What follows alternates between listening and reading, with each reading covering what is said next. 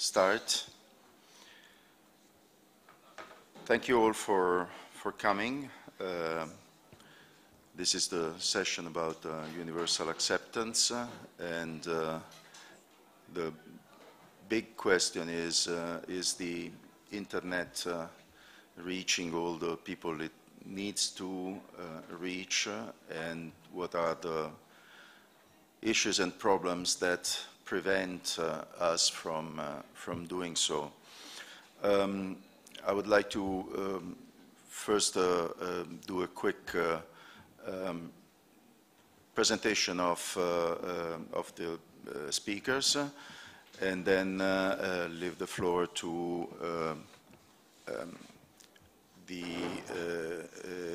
to Professor Ramas, who will be coordinating the contributions and people's speeches. So first I introduce myself, Roberto Gaetano. I'm the chair of the Board of Public Interest Registry, the .org. We are involved in IDNs because we have some IDNs among our portfolio, and that's my main interest. Other speakers are Patrick Falstrom, who will be joining us remotely, and among other things, he is a member of the Security and Stability Advisory Committee. And then we are going to have Martin Botterman, member of the ICANN board, and Dusan, who is from the Serbian registry, who also has experiences with IDNs and a lot of technical competence. Then I think I'll leave the floor to Professor Ramas Kvatadze, who is Executive Director of the Georgian Research and Educational Networking Association, GRENA, and will be the moderator for this session. Thank you. Good morning. Thank you, Roberto, for introducing speakers. I hope that our meeting will be successful. However, I don't see too many participants, which is, I think, well, a little bit strange, because we are going to discuss today very interesting and very, very useful things. At least I hope so. So it's my pleasure to present first speaker, Roberto Gaetano. He introduced himself, so please, Roberto, floor is yours. Yeah, I'm not really going to have a speech, but I would like to start this session by making a short summary of the topics that we have been discussing on the mailing list in this last couple of months. That will give also ideas about where the debate is, and maybe solicit some questions from the audience after the speakers have spoken. So we have touched several issues. We have started by saying that universal acceptance is not just IDNs, although we have problems in universal acceptance of TLDs in non-ASCII scripts. But we have the same problem also. This is an old, well-known problem. We had this even after the first round of new TLDs, when we had TLDs that were simply longer than the 3 characters that were considered wrongly so by some developers and some implementers as the the standard size of a TLD. We have touched on the fact that universal acceptance has an impact not only on domain names, but also on search engines, as more and more people will use search engines to get to their preferred domain. We have also put the accent on the issues that are related to email and email address internationalization. And then towards the end, we had a sort of an overarching question that will probably be addressed by our first speaker, which is the question that on whether domain names is really the main issue, or whether we have other things that we are failing to consider that are equally important. That's it from my part, and so I would like to go back to the moderator. Yeah.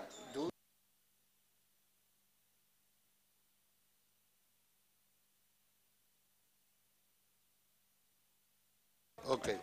Yeah. If there is questions, please. You are welcome.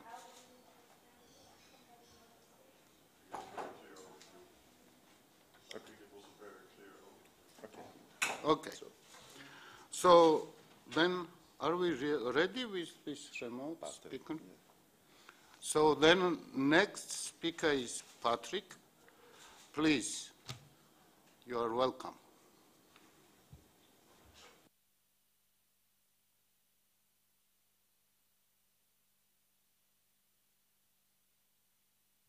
Hi, Patrick. It's your Hi, turn. do you hear me? Yes, we can hear you. Okay.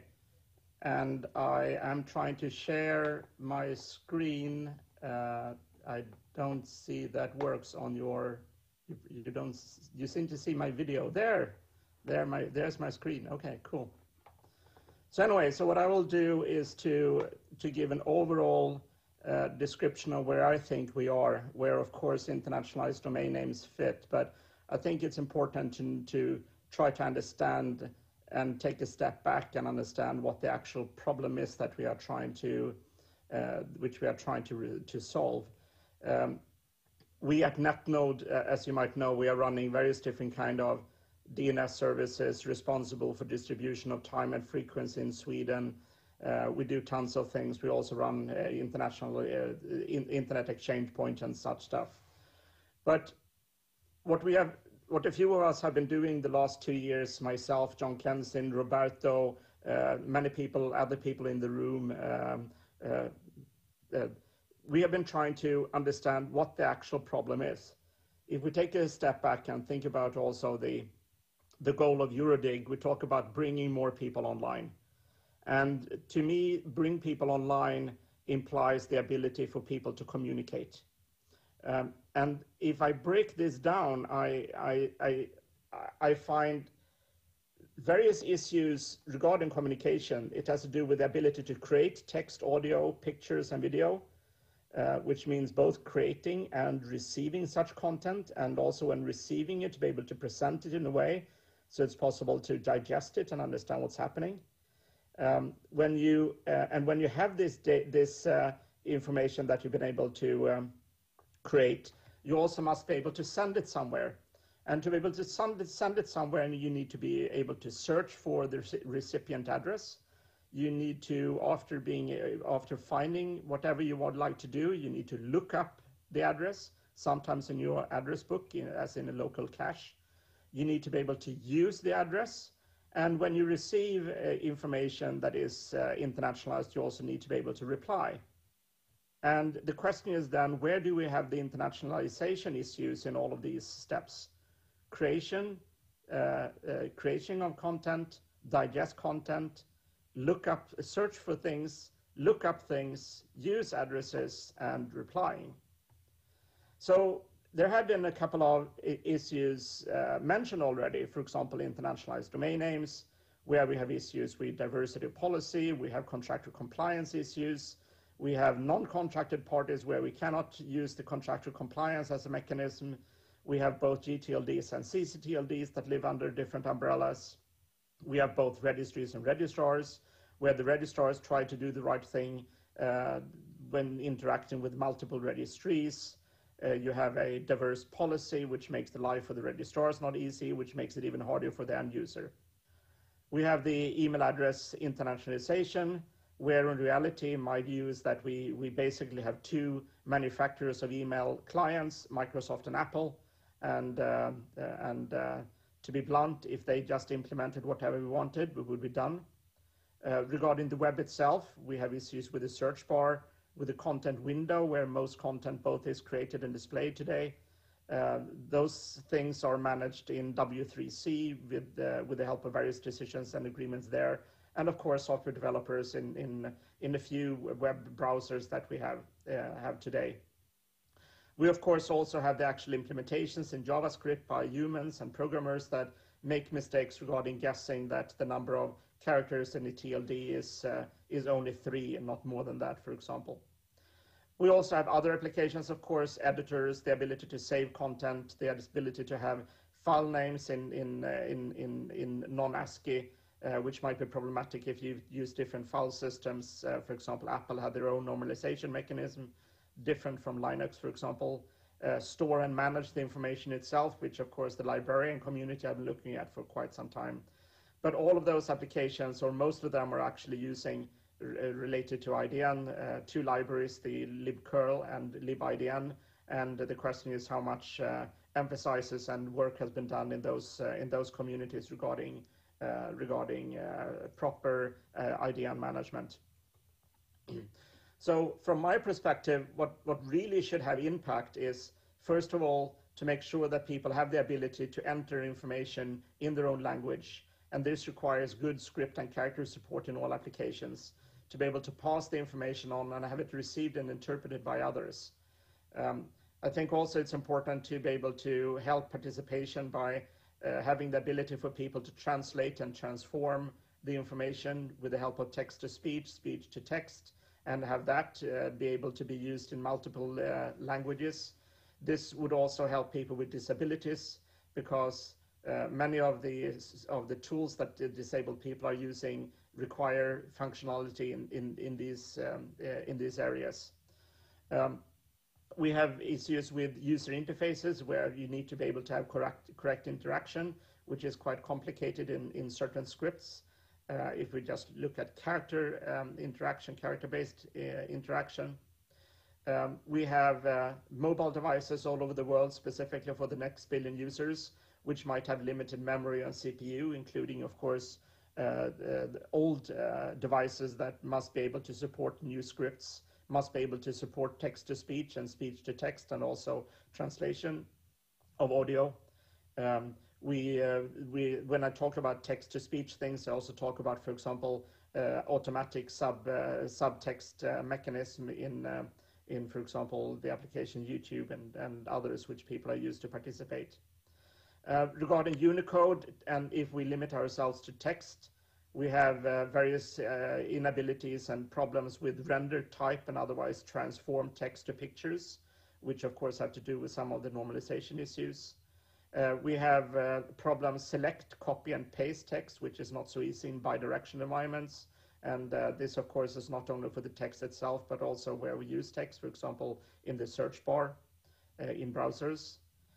We also have problems to be able to enable people to search, which of course includes calculation of matching algorithms in a global context. So the global context might be known or unknown, and there might be various negotiation of context before the matching algorithm is chosen, and issues there. And this goes all the way down to individual character issues, but for the human, it's more interesting just to be able to do searches.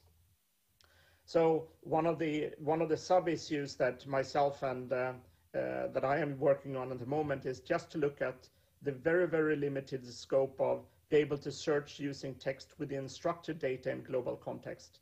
And this requires all different kind of things from schema management.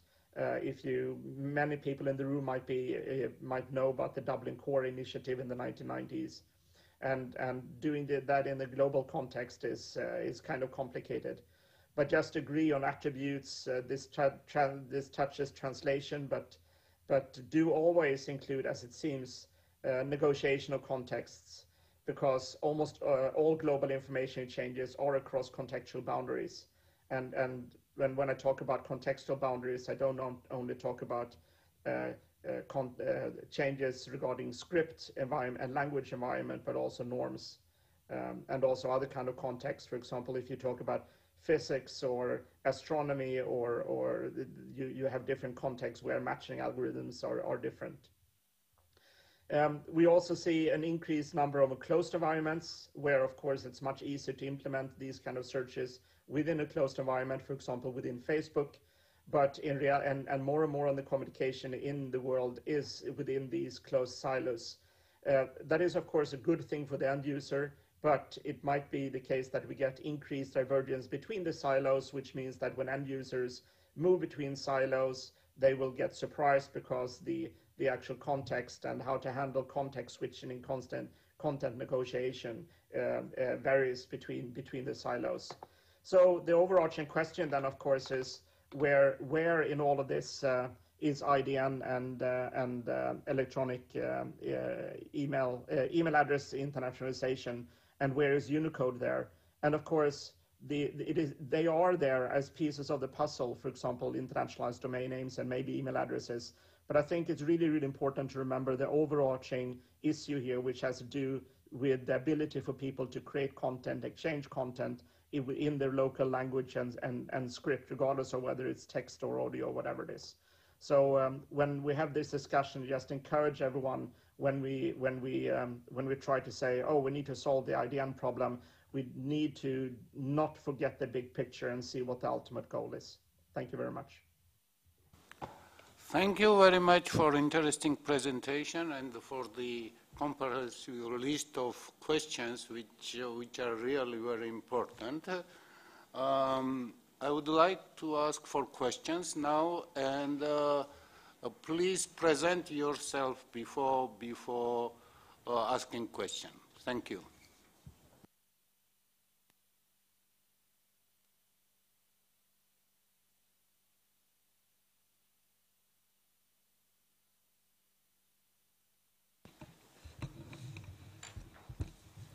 Hello, good morning. I'm sorry I came a little bit late, so I don't know if you've discussed this topic.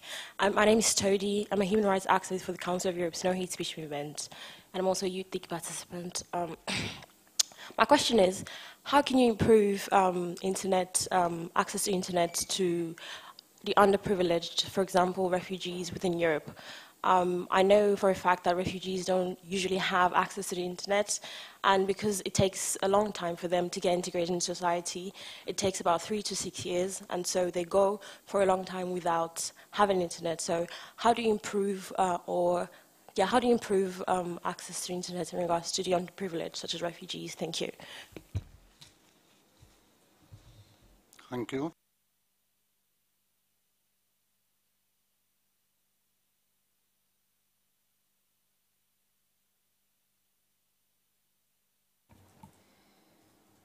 Patrick, did you get the question?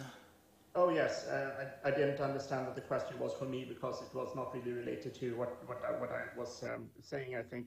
But let me reflect on this. I think regarding refugees, a lot of the refugees that are moving across country boundaries and across culture boundaries, they, of course, move into an area where, for example, computers and others are not installed with whatever script and languages they are using. This is one of the globalization issues that I was talking about, where I think it's really important that every computer that is and every distribution of operating system, every browser need to have support for all the scripts and languages in the world, so that people can both display, listen, talk, and otherwise use whatever language they are using.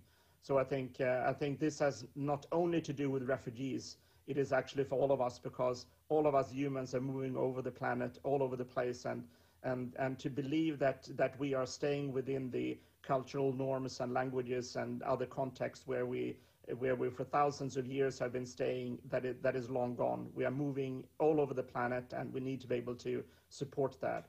So I think the important thing there is to be able to, as I said, to ensure that distribution of operating systems and software is not culture dependent to different countries. So for example, we only get Swedish versions of operating systems in Sweden. We need all support for all languages all over the place. Thank you. Thank you very much. Other questions? Please.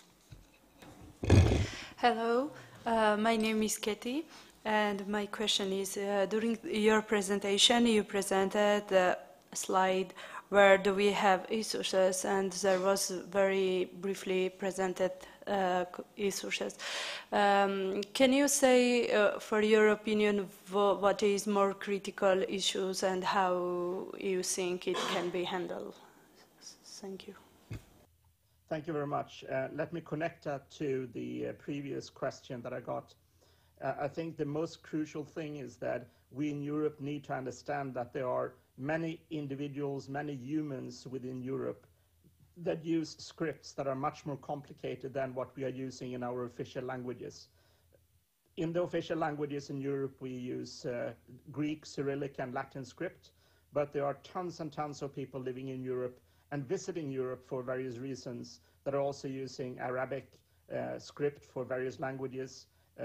They are using also Chinese and such things. So we need to be much better within Europe to support and to understand other kind of scripts, for example, that we are using. Thank you. Thank you. First of all, thank you very much for the presentation and also reading the critical issues, and maybe it's connected in terms of resources. What do you think makes these things, are these things sustainable? Because really often when we talk about inclusion and making the internet more accessible, you know, putting in place different resources that can be put there, really often there is the issue of sustainability that, you know, it seems really expensive and not really achievable. Do you think it's really as such, or it's something that can be actually achieved, but there is not really the interest to do so because of many reasons that can be political or others? Thank you very much. I think, unfortunately, a lot of the discussion, as Roberto can tell you about the discussions as preparation for this meeting, I think that there are two mistakes we have made, we who work with internationalization. The first one is that we are focused too much about internationalized domain names, and we have allowed people to not follow the standard. We need to be much, much more strict as a protocol police and actually hit down very, very hard on people that do not follow the standard as defined by the IETF. And also, of course, the follow-on standards regarding input and content creations that is done very often in W3C. The second thing that we have not been doing, apart from standards compliance, is to work with generic issues regarding script and text, input and output. So what I'm saying is that we have been talking a lot about the actual addressing and internationalization of domain names, but we have forgotten too much to talk about content. And I think, for example, in EuroDiG, I have myself, as many of you know, been talking about internationalized domain names in EuroDiG and IDF for years and years, and maybe I have made the wrong thing. We should talk more about content. The ability for people in Sweden to be able to enter, read, and type Arabic text in, for example, one of the Indic languages, those kind of mixes. We don't talk enough about that. So standard compliance and normal information management. Thank you. Thank you. Do we have more questions? I don't see it. Thank you very much again for interesting presentation, Patrick. So our next speaker is Dusan, right? Dusan, please, the floor is yours. Thank you. I'm Dusan Stojic. I'm coming from Serbia, and I'm working for registrar, international registrar, Grenci. And I like to highlight some things for new faces here regarding IDNs. So when we speak about IDN domain names, we are speaking about ASCII. ASCII is a standard Latin script. With some of Latin script, we represent every other script. This is the way how IDNs work. So apparently everything in IDN world is about visualization. So why am I speaking about this? More technical people will say all IDNs are xn something. It's represented to the user via browser in their script, which is, let's say, Cyrillic, Arabic, whatever script. It's only represented to the user. It's not that Arabic script or any other script will go through the network. This is about IDN domain names, and this is the first thing that you need to know. Second thing, and where I have some doubts, and I shared my doubts even with Patrick, is EAI or email address internationalization. What is the problem there? There you have on the left side, on the right side of the email, usual email address, you have ASCII, so-called Unicode. On the left side, you have Unicode. By mixing those two types of, we probably made some mistake, but we have the standard, and I can prove you that it works. So it can go through the servers, through the network, and such email addresses. I have one because I was at ICANN on a various places regarding IDNs. I am, for example, was chairman of Cyrillic generation panel, and I am using Cyrillic in my country, and I have, let's say, one email address, which is dushan@pochta.rus, which is all on Cyrillic. So whatever is below in the standard, you will see this, and you can send me email on this. I will respond to you, and it works. Patrick is right on one thing. Mostly adoption of these standards are problematic. So we have, for now, I was testing these solutions, and I can say that Microsoft is doing fine with IDNs. Secondly, when we consider Apple with default settings, there is no much support in this RFC, which was done by IETF and Patrick also. So there is, when we are talking about IDNs, we need to know those basic things. Second, third, or whatever, next thing, what we need to know about IDNs is how many participants do we have here? It's not that much. Whenever we speak about IDNs, we have a low number of participants. What it means, it's the same in business.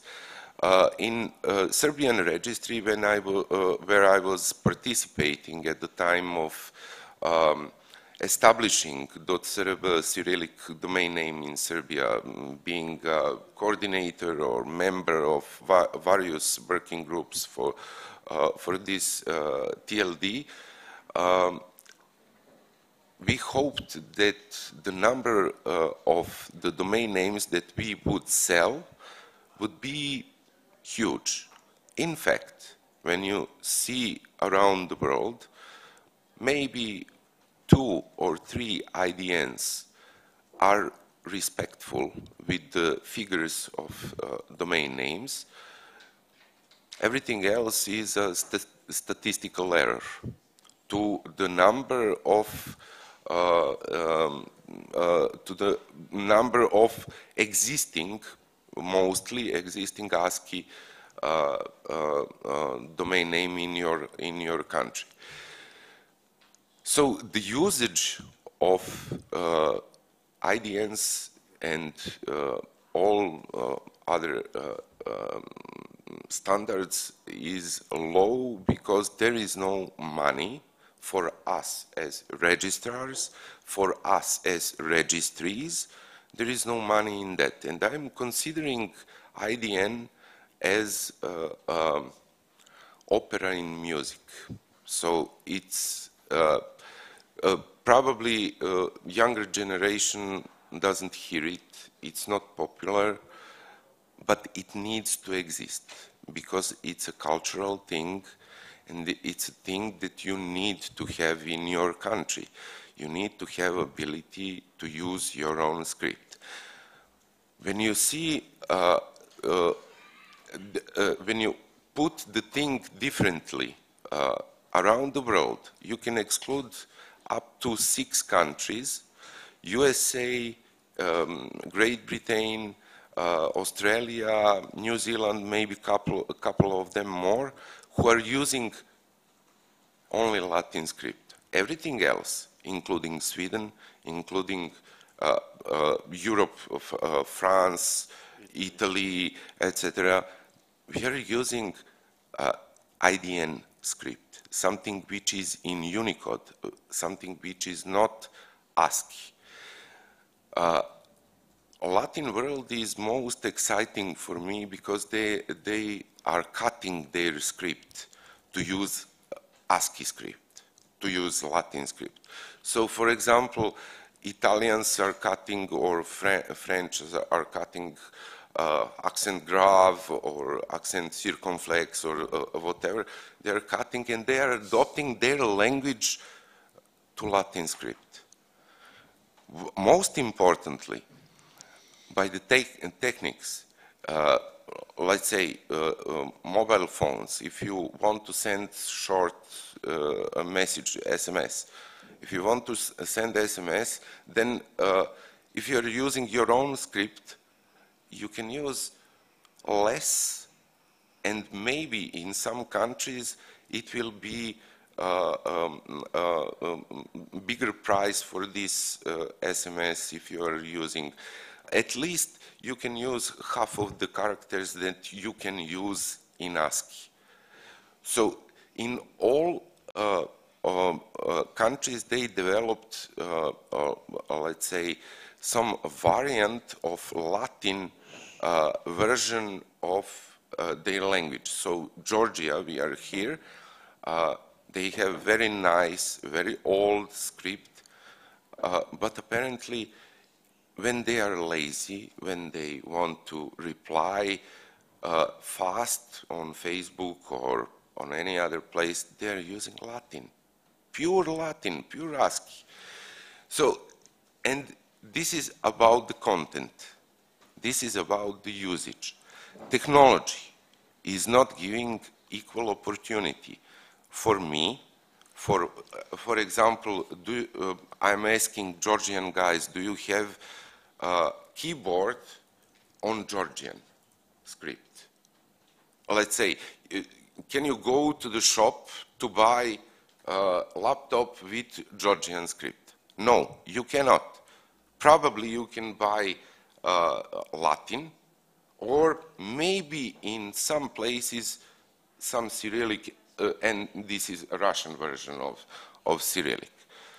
Chinese, they have some keyboards, but the problem starts here, not with the content. The problem starts with my habits to use the script.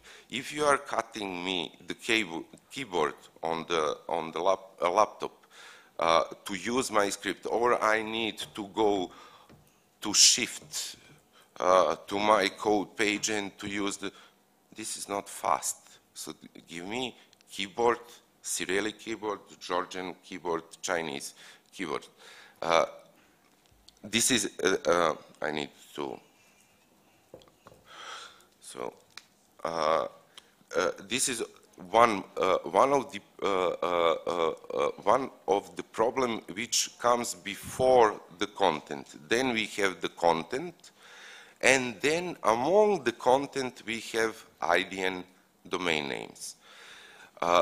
So I can agree with Patrick in some ways, and I can agree with him that we need to be standard police to make people use the standards. But the problem is much broader than the standard. I will compare IDNs and also all universal acceptance problems like new Gs coming with 4 or more characters. All those problems are same like IPv6 adoption. You need to change software on your email server to get UTF-8 compliance. You need to change the software on your laptop, etc., etc. So this is about adoption. This is not about whether IDNs are good, RFCs or standards are good, or the usage, is there any usage? Right now, as I said, there is no money in IDNs. That's why adoption is slow. That's why we are too few here listening this story. Thank you very much, Dusan. Questions, please? Please, Robert. Yeah, thank you, Ramas. While you were talking, there were a couple of things that just came to my mind. Your last consideration that we need money and we don't need to be lazy was letting me think about other problems that we have, that is, for instance, about security, where we should implement the NSSEC, and that has been a slow implementation just because of this. We have several other cases and migration from IPv4 to IPv6 and so on. So there is an overarching question about where to put money on strategic objectives, and so the question is universal acceptance a strategic object that we need to pursue, and so request that we have more investments on this. The second comment was earlier, and I would like to bring this to people's attention because maybe we don't always get the overall complexity of the issue. When you were talking about the email, you said, oh, this on the right side of the email address, we have Punicode, on the left side we have Unicode. And while you were talking, I was thinking, but if the email is in Arabic, your left side is the right side and the right side is the left side.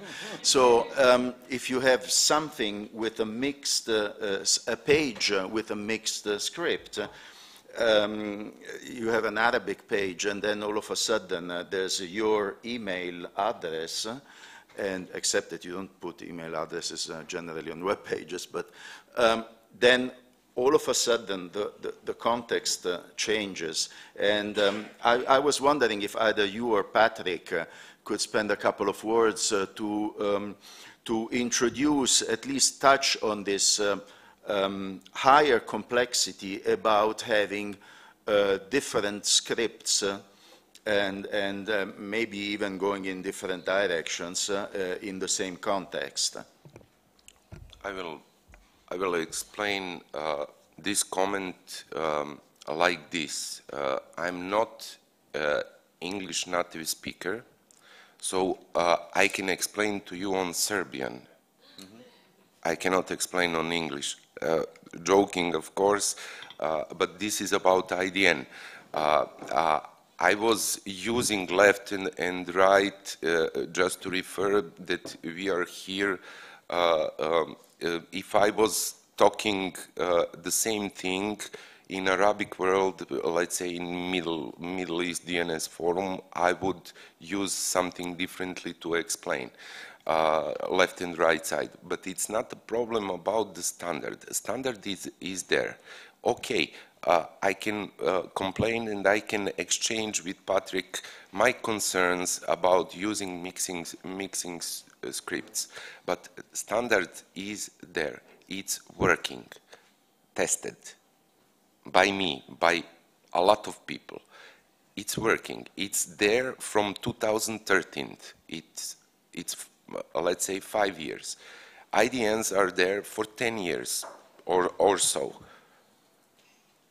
Everything is not about, it's not about the standard itself, it's about the adoption of standards.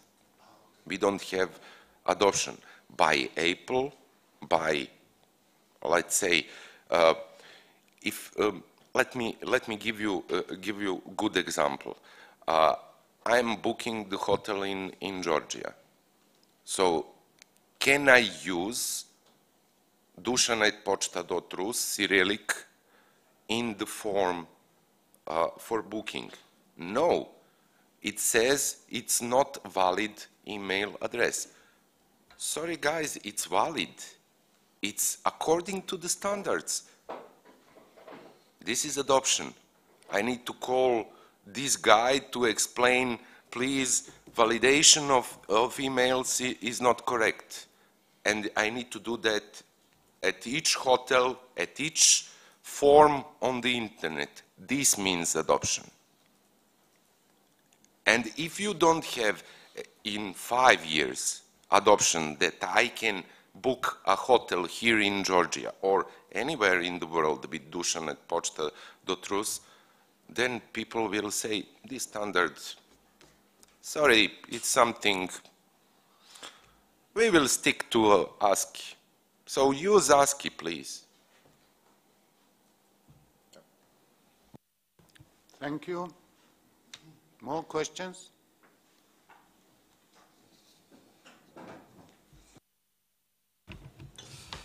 Hello, my name is David. I work for the Georgian Research and Educational Network Association, GRENA. We are registrars for the IDN, GE, which we have since 2016. And I think the most problem is that IDNs are not very much used by the people.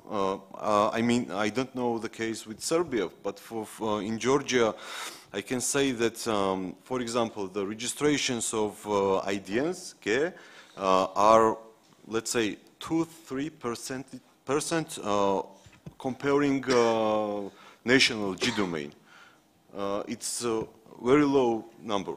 And the reason why people are registering GI, IDN, Georgian IDN, is just like addition of the G domain.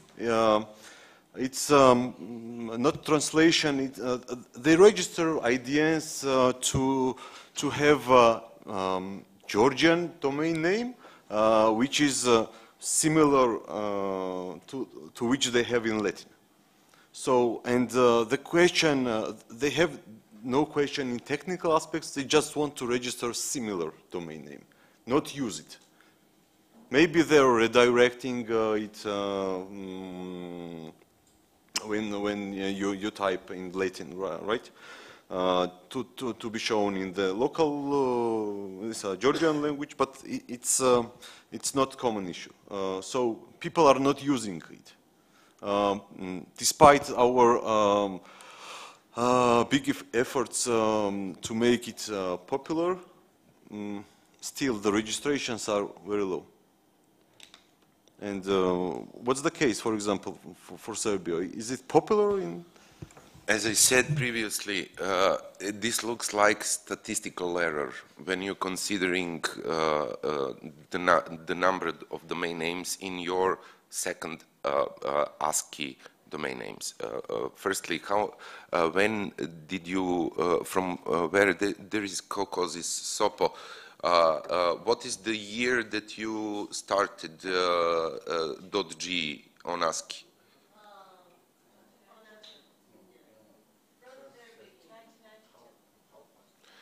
And 1992, from 1992 till now, you're using .g in ASCII, and you're cutting your script to ASCII, and you are using only ASCII for this. So it becomes like a postal address, like this, some sort of postal address. So right now, how many years? 18 years or something, you are opening, or more, you're opening on your script, and you expect that it's going to be popular. No. It will not be the case. It's not the case everywhere in the world, as I said, except Russian and some Chinese IDNs. It's similar. It's a statistical error because they came late. People already adopted ASCII. Also, the problems that we, Patrick and me, we were mentioning during our speeches, like keyboards, like content, etc., etc. So, same thing in Serbia, if you are asking me, is statistical error. Thank you. Next.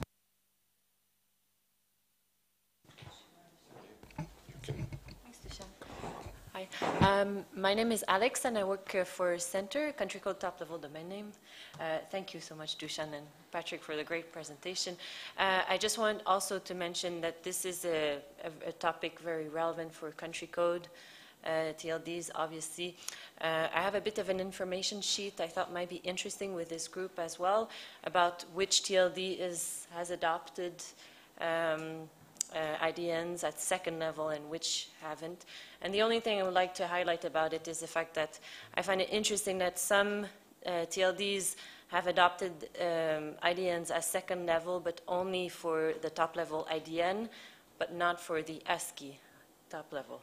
So it's a bit confusing and it's work in progress. So I think that's really something that's interesting to see, that even at the country code level, there's still work on this. So I'll just leave this here.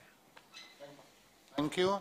I think Patrick has some comment, right? Can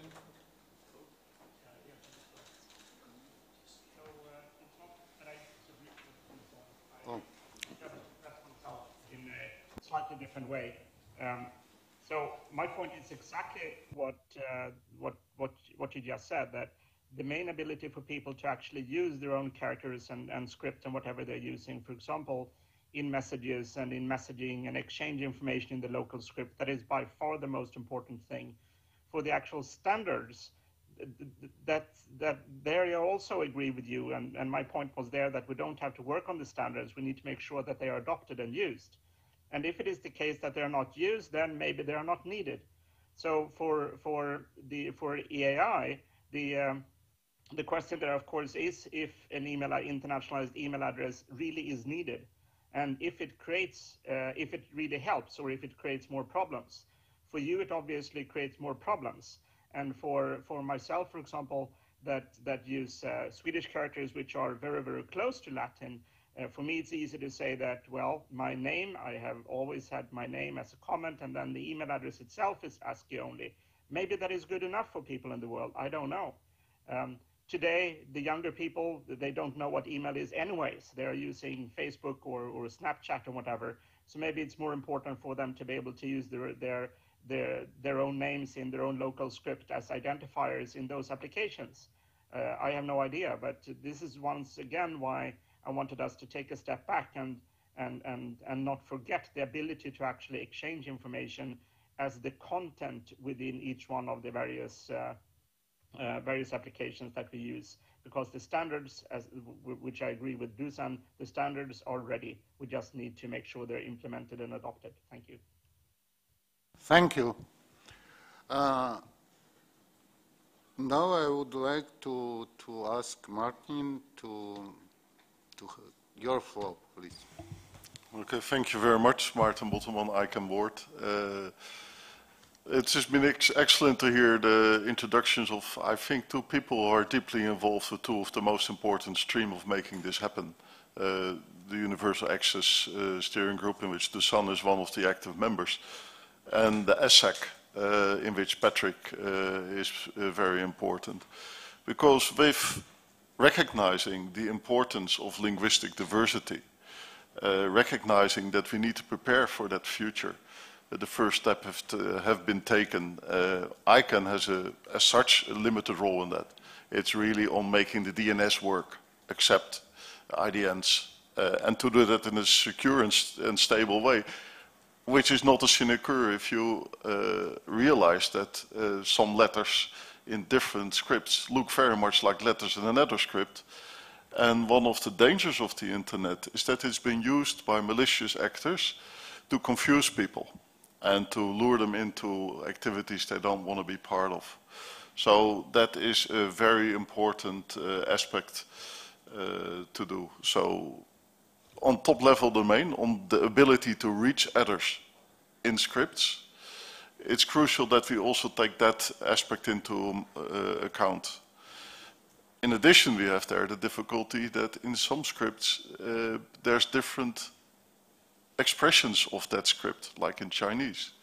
So again, you see the complexity, which is not a problem locally, if you use it, because then people use the same characters in their mail and whatever, but in their email, it becomes a bigger problem.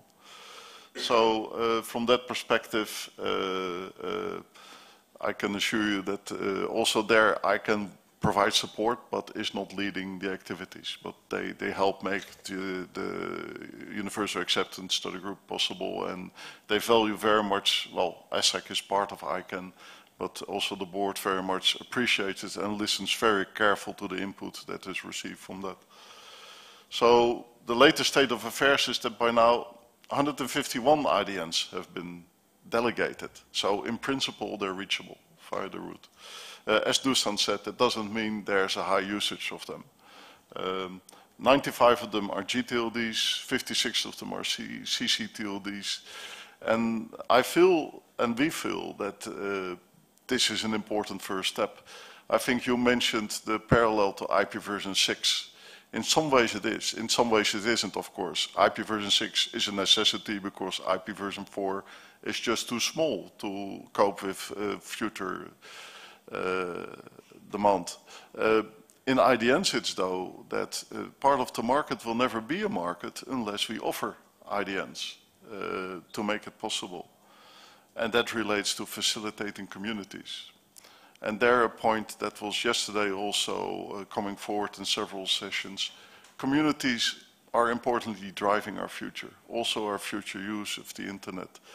And in that you see that for some people, the IDN will probably be their prime community. That's those that correspond with other people in their region using electronic means with the same script, and really are not at home in using any other scripts, but are very happy to use that local script. In India, we see some regions where local trade together provide sometimes products for global trade.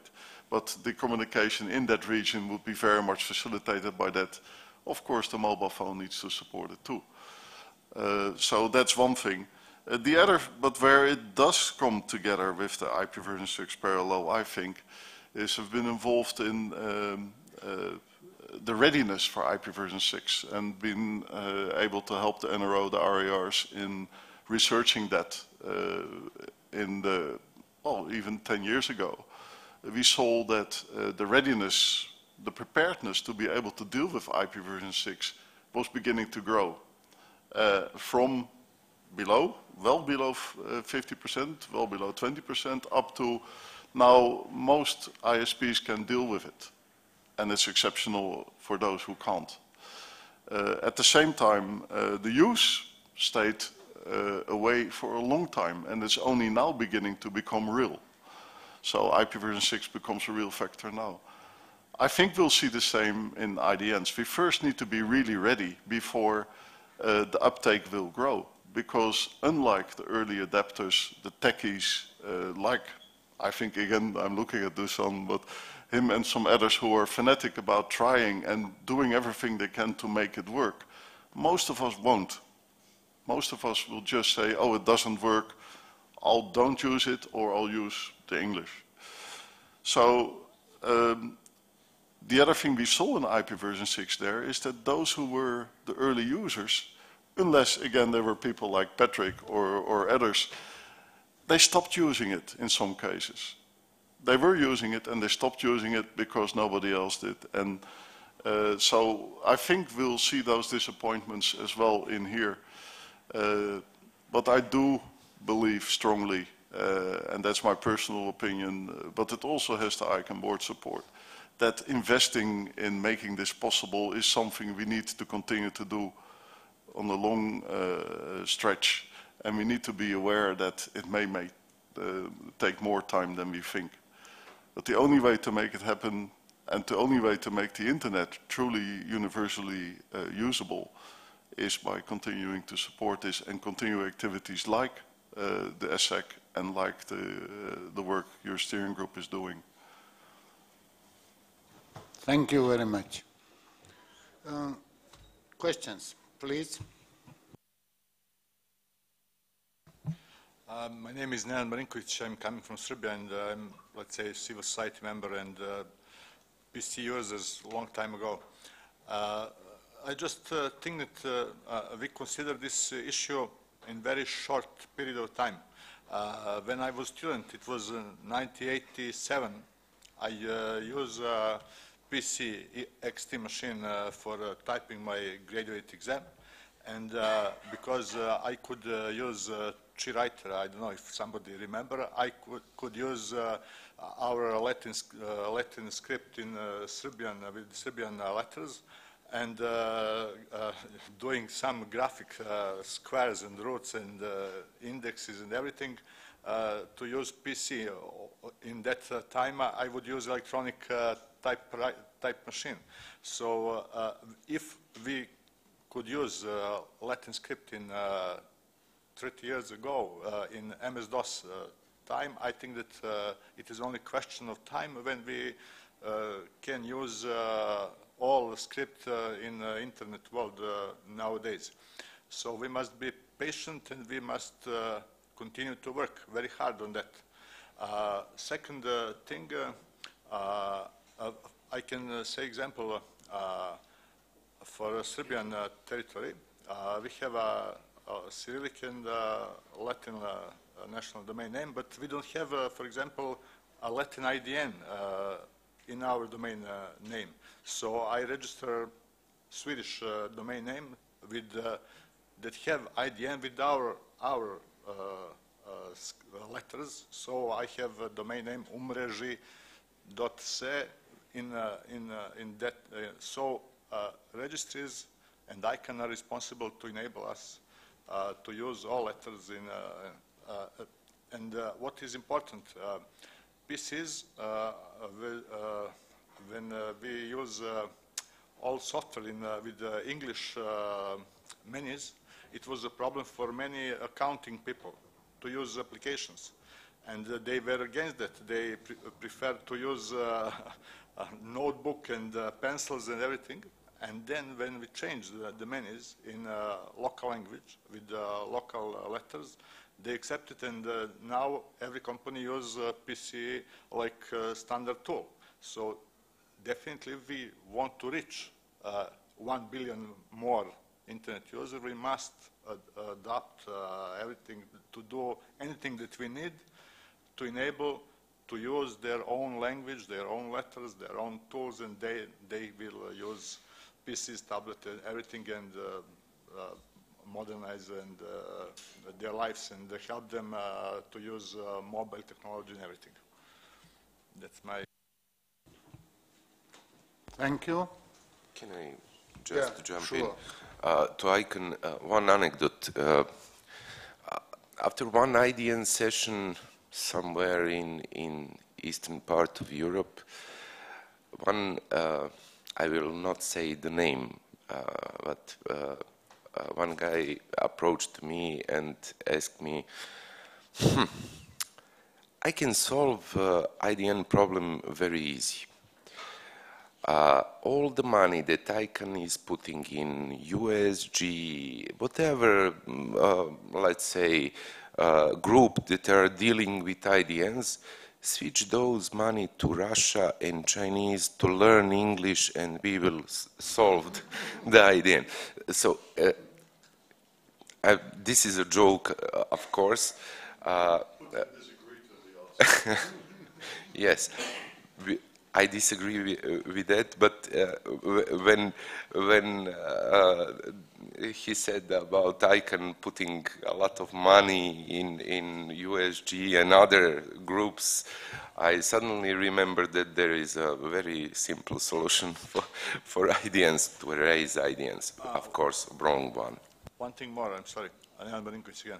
I think that people doesn't know that even all Latin letters used in the world are not available in the internet. So there is another working group that work on Latin IDN to be enabled to be used in internet domain names. So obviously it is a lot of work to do and a lot of effort to enable last person to use internet in the world, and it is a question only on time. Thank you. Please. Hi, Adam Peake. I was Dusan, you mentioned keyboards and the unavailability of them, and because that really goes to Patrick's point about the ability to create. And it's sort of strange because I lived in Japan some time ago, and in the early 1990s, one of the things that my colleagues did, they all had their own favorite Japanese keyboard. In fact, many of them would develop keyboards. It was something that people did as getting online in the early 90s, late 80s. And there were already forkings or reversioned versions of MS-DOS that allowed, NEC in particular branded their own particular version of MS-DOS that allowed Japanese characters to be displayed and written, and printers had drivers written and so on. So it's not really a new issue, but I'm very surprised that keyboards are not as widely available as they used to be. I mean, if you go around any Japanese electronics store, you'll see hundreds of different types of keyboards, and people really do have their own favorite. And entering the text isn't hard. It's not hard on an Apple today. It's a phonetic language. So if I want to write kirei now, which is a word for beautiful, I just type K-I on my laptop, and then R-E, and then up comes the kanji, and I choose the kanji. So they actually type as quickly as any Western typist. The typing speed's the same. But the keyboard issue is an interesting one. So keyboards are not... But no, those have got Cyrillic on them. So, Admit you didn't pay attention. The other thing is that emoticons have their origin in, I suppose, they are the original IDN. People used to develop characters on radio pages, because it was very difficult to type Japanese characters into a radio pager, so you'd develop these weird-looking things that are now developed into emoticons, because that was an easy way to communicate different types of smile, and you'd have 100 different types of smile that you could represent and send around your radio pager. So late 1980s, early 90s, people were using radio pagers and early versions of emoticons, which were I think now we have emoticons, and it's an early IDN, I suppose. Just to highlight, we have here, for example, Armenians. They're using also a very old and beautiful script. Do you have, can I ask, do you have to buy in shops laptop with Armenian script on the keyboard? Same thing. Hmm? Stickers. Yes.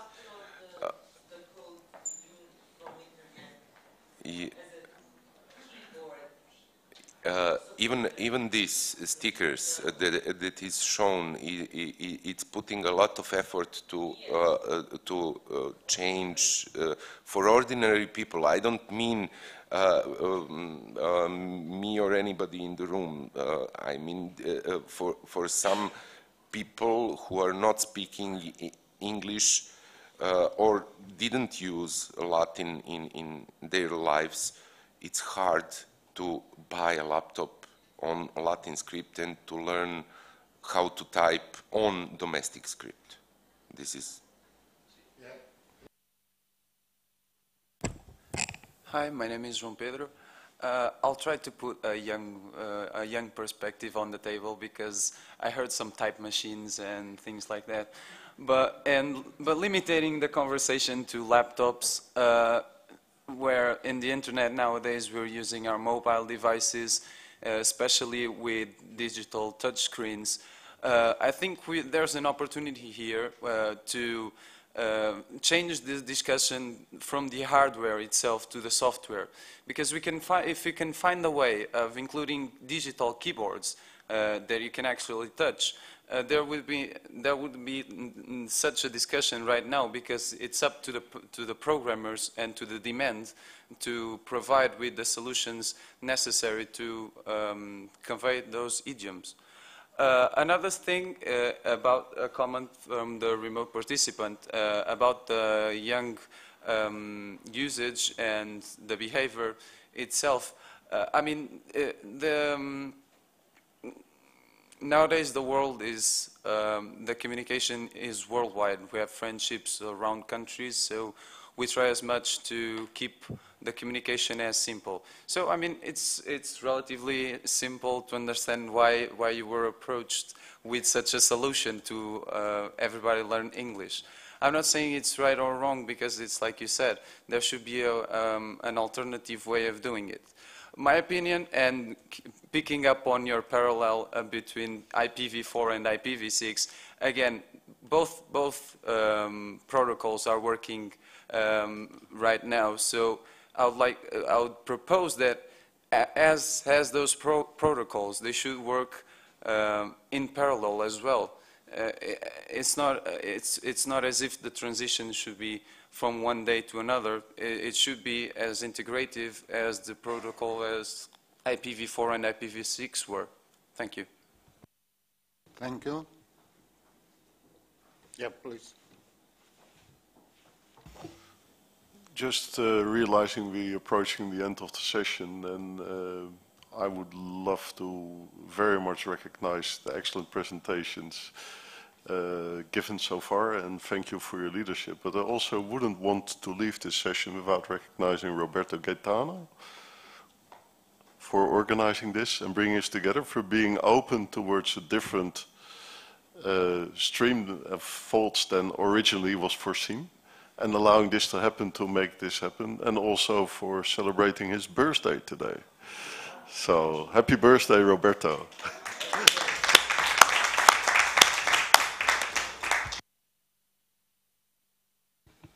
Yeah, just yeah, it's a wonderful way to celebrate my birthday, actually. About changing, I would like to respond to this, because I think that we have a sort of a cultural issue. I think that IDNs, the reason why I have been always open to IDNs, when I was on the ICANN board, I was pushing for the fast track for the ECC TLD IDN and so on, is because we need to be open we need to be open to new things coming and to enlarging the offer of the things that we provide in order to reach more people. So if there is a sort of dissenting view that comes, I think it's absolutely important, and it's a duty for whoever coordinates these sessions to be open and to give space to the dissenting view, because otherwise those meetings will be completely useless, because it will be the same old people who are talking about themselves. But there was one thing one comment that was prompted to me by hearing the different comments. I'm sort of wondering whether we are facing a chicken and egg kind of issue. So there is not enough that is done in order to develop new things, new keyboards and so on. On the other hand, there's not enough adoption of alternative ways like the local scripts, because maybe because we don't have a full deployment of the tools. So this is what I yeah, I'm an old timer, so I will use old paradigms. One that I was using 30 years ago when I was in the telco business was the fax problem. The fax is useful only if you have enough people that have faxes, because otherwise you have this nice thing that serves no practical purpose. So again, we need to do something in order to incentivate the market to use these tools, and the producers, the manufacturers, to produce these tools. So there is an effort that we have to have. The answer that I have for the comment that you had is simple solutions are not always the best. It might have been simpler, but then the next step is why don't all the people in the world speak one language? We have seen the Esperanto experiment, still something that comes from way back in the past. It didn't work out. We have wonderful diversity in this world, and we need to go against the push that we have in this globalized society that pushes towards uniformity and the reduction of the communication richness. And we have to invert this tendency, and the internet is giving us those tools and this possibility. So the internet, if we are really serious about the internet is for everyone, then we need to endorse and push the diversity that will come with universal acceptance, with IDNs, with different languages, different scripts, and so on, including accepting dissenting opinions in a workshop. So thank you. Sorry for this long speech, non-intended, but since I'm now having my birthday, I felt that I could have this extra minute. Thank you.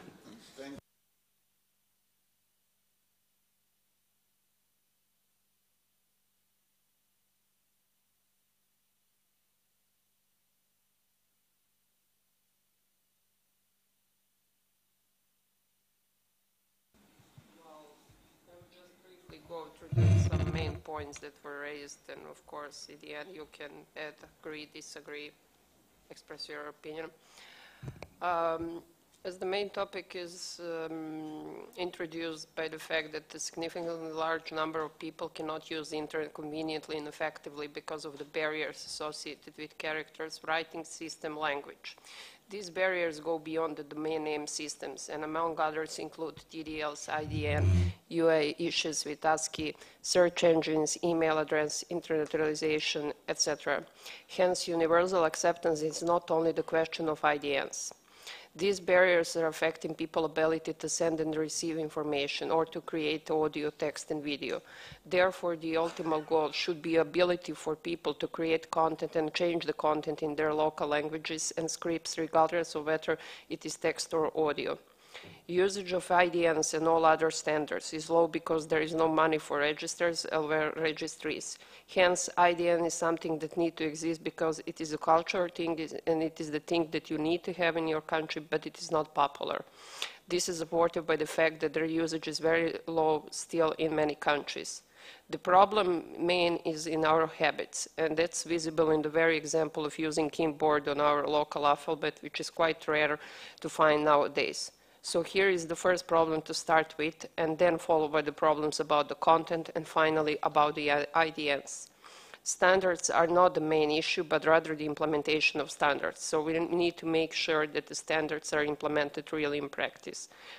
Also, are we going around with this topic because there is not that much deployment in the practice? If people are using these tools, then they would maybe become more common among manufacturers and others.